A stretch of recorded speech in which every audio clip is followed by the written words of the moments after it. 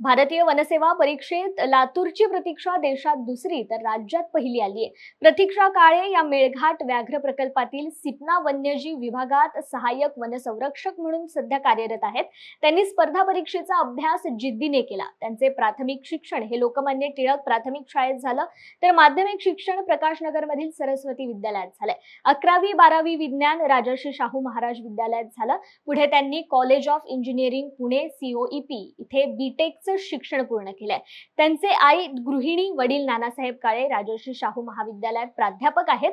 त्यांना लहानपणापासूनच घरात शैक्षणिक वातावरण आणि करिअर निवडायचं स्वातंत्र्य मिळाल्यामुळे त्यांनी त्यांचा पुरेपूर फायदा करून घेतला। त्यामुळेच लोकसेवा आयोग UPSC परीक्षा 2023 मध्ये प्रतीक्षा नानासाहेब काळे यांना घवघवीत यश आलंय।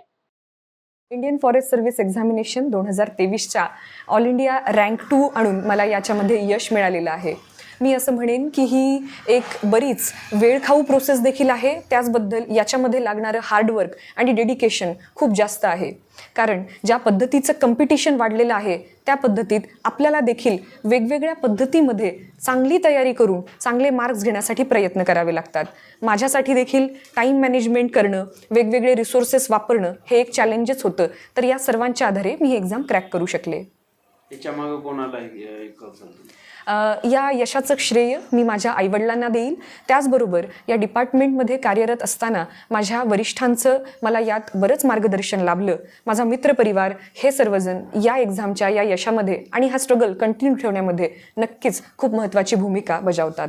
अवघड कोणता विषय गेल्याचे? यात मला असं वाटतं प्रिलिम सगळ्यात टफेस्ट पार्ट होता, कारण बदललेल्या CSATच्या स्वरूपामध्ये माझ्यासाठी देखील ते एक चॅलेंज होतं। तर त्यानंतर मात्र मेन्स आणि इंटरव्ह्यू व्यवस्थित मॅनेज मला करता आले। युवांसाठी काय मी असं म्हणेन की स्पर्धा परीक्षाचा जर तुम्ही मार्ग निवडत असाल तर पहिल्यांदा त्यासाठी आपलं अभिनंदन, कारण तुम्ही एक अवघड मार्ग निवडत आहात।